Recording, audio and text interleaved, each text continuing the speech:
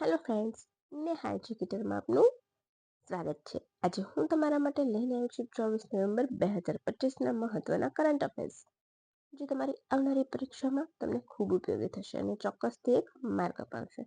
પરંતુ એ પહેલાં વિડીયોની લિંકને શરૂઆતથી અંત સુધી જરૂરથી જોજો અને પીડીએફ તો તમને ચોક્કસ મળી જશે અને વિડીયોની લિંક મિત્રો સાથે શેર કરવાનું પણ ભૂલતા નહીં. તો ચાલો બિલકુલ પણ સમય બગાડ્યા વગર આપણે આજનું કામ શરૂ કરીશું, કારણ કે સમયનું મહત્વ હું સમજું છું તમારા, રાઈટ? એટલા માટે. તો ચાલો હવે આપણે આજના પ્રથમ પ્રશ્ન તરફ આવી જઈશું. નેશનલ કેડેટ કોર 23 નવેમ્બરના રોજ કયા નંબરનો સ્થાપના દિવસ ઉજવ્યો હતો? અચ્છા, આજે 24 નવેમ્બર છે તો લચિત દિવસ છે. મેં ઇન્ક્લુડ નથી કર્યું, પરંતુ તમને કહી દઉં છું. ચલો પહેલાં આપણે અહીંયા જોઈ લઈએ. તો 78મો સ્થાપના દિવસ ઉજવ્યો એનસીસીએ, રાઈટ? નેશનલ કેડેટ કોર બહુ જ ઇમ્પોર્ટન્ટ છે. ઉજવણીની શરૂઆત 22 નવેમ્બરના રોજ યુદ્ધ સ્મારક એટલે કે નવી દિલ્હી ખાતેથી કરી હતી. રક્ષા સચિવ રાજેશ કુમાર સિંહ અને એનસીસીના મહાન નિર્દેશક, રાઈટ? મહાન નહીં પરંતુ મહાનિર્દેશક વિરેન્દ્ર વત્સ પણ હાજર હતા. તો તમારો ક્વેશ્ચન વન લાઇનર પણ અહીંયાથી રેડી થાય છે.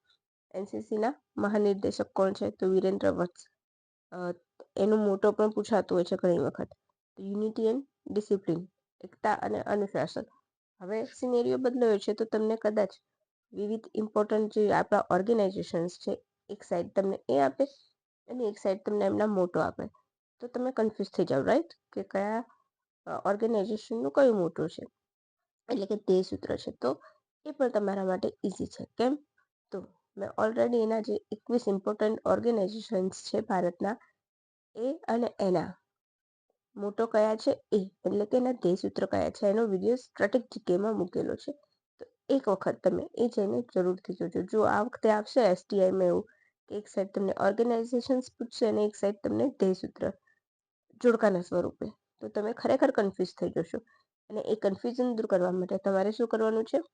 નેહા એજ્યુકેટરના સ્ટેટિક જીકેમાં ધ્યેય સૂત્રવાળો વિડીયો જોવાનો છે, જેથી કરીને તમને ફટાફટ એ યાદ રહી જાય. અને જલ્દી તમારી કોઈ નોટબુક બનાવતા હોય તેમાં લખી દેવાનું છે. અને પીડીએફ ડાઉનલોડ કરવી હોય તે તો છે જ, પરંતુ બેટર વે કે તમે તમારા પોતાની હેન્ડ રિટન નોટબુક બનાવશો તો તમને યાદ રહેશે. હેન્ડ રિટન નોટબુક એ ઓલવેઝ બેસ્ટ હોય છે. હવે હું તમને કહું કે હેન્ડ રિટન બુકમાંથી કરંટ અફેર કેવી રીતે કરવું.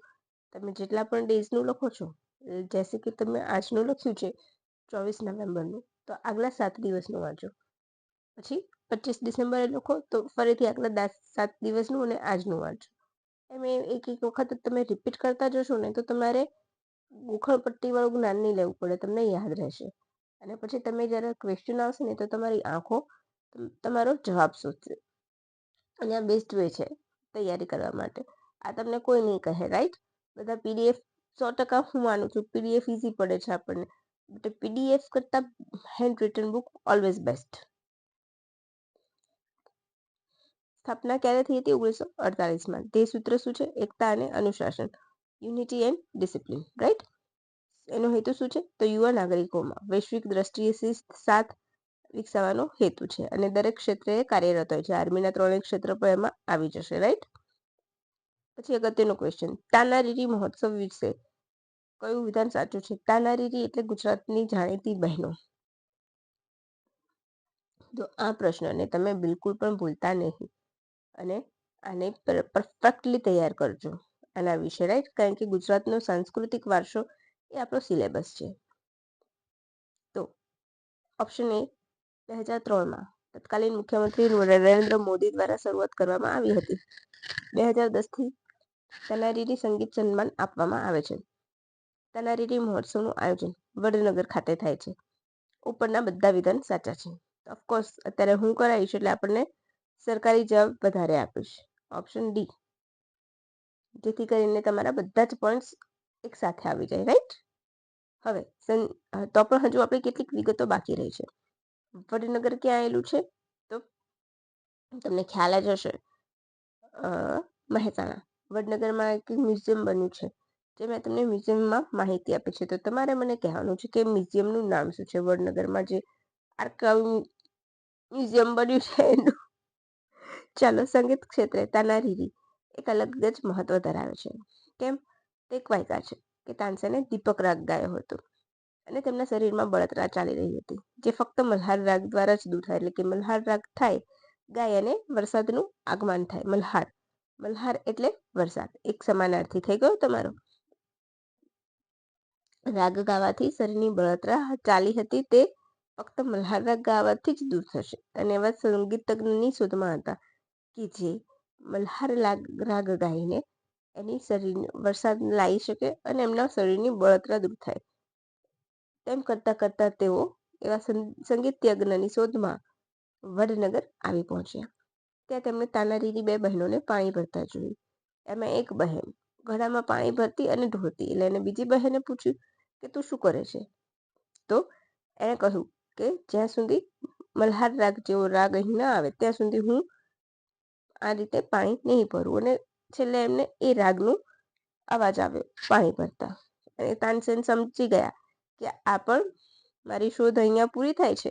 અને આ બાજુ તાનારીની બહેનો પણ સમજી ગઈ કે આ ભાઈ દીપક રાગથી એના રાગથી જે દહન થાય છે એનાથી પીડિત થાય છે.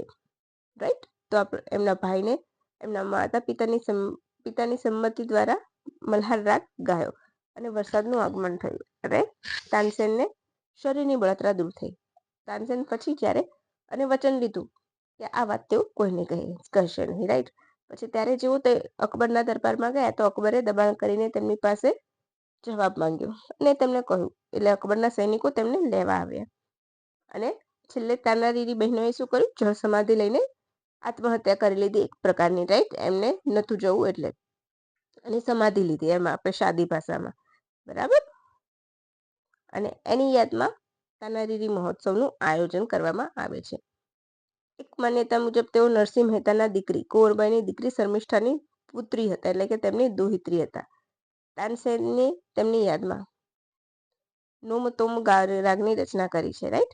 2010થી તાનારીરી એવોર્ડ આપવામાં આવ્યો છે, જે પ્રથમ મળ્યો હતો લતા મંગેશકર અને ઉષા મંગેશકરને. અત્યારે ચાલુ વર્ષે કોને મળે છે? કપાલીની કોમલીને. રાઈટ? હવે આ રહ્યું તમારું પ્રૂફ પરફેક્ટલી. રાઈટ? આ તમારું પ્રૂફ. કલાપીની કોમકલીને. મારું લખવામાં થોડીક મિસ્ટેક થઈ છે, કોમકલીની. રાઈટ? હવે આ તમારી વાર્તા કેમ અમર થયું છે. રાઈટ? હવે આગળનો પ્રશ્ન. અચ્છા, વડનગર આવ્યું છે તો તમારે એ વસ્તુ પણ યાદ રાખવાની કે 11મો યોગ દિવસ ત્યાં ઉજવાયો હતો તો ગિનિસ બુકમાં નામ નોંધાયું હતું ત્યાંનું. કેમ? તો એક સાથે 2121 લોકોએ સાથે યોગ કર્યો હતો એટલે.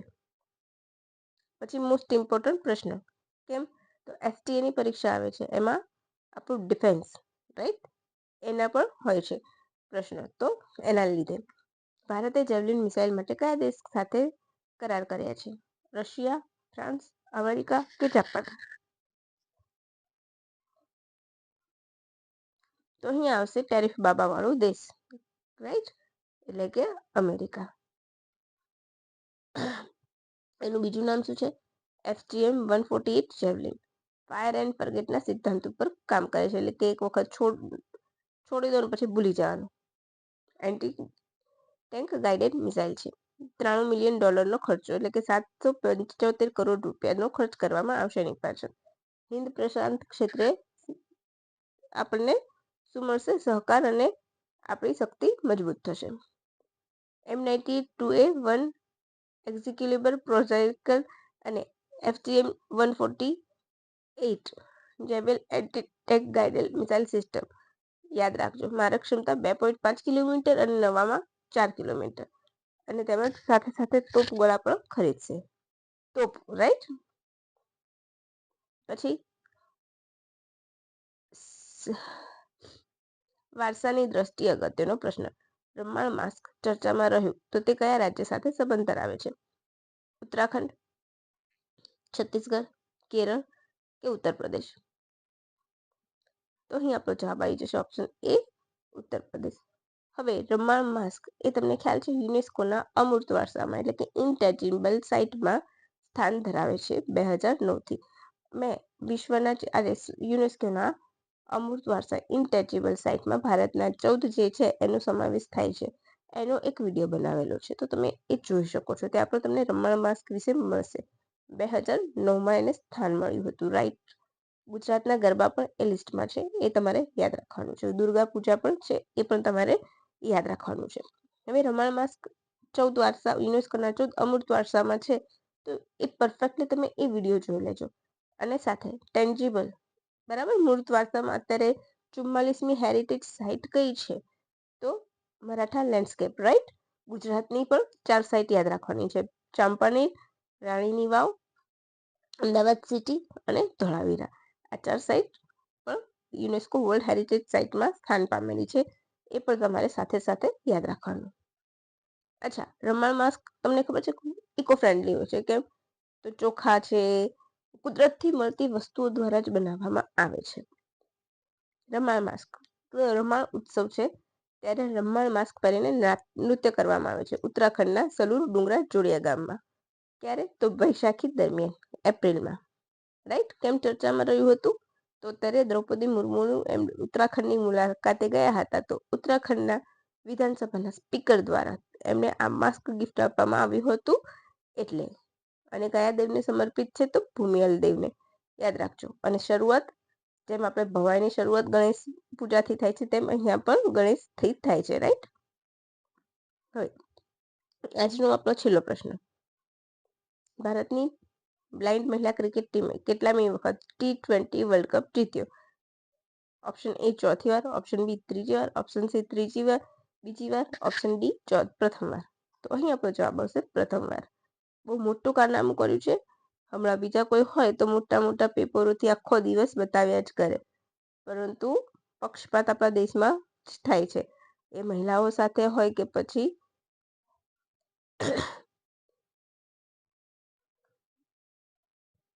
કે આ પ્રકારના વ્યક્તિઓ સાથે હોય, એ હંમેશા ભેદભાવ થતો આવ્યો છે, રાઈટ.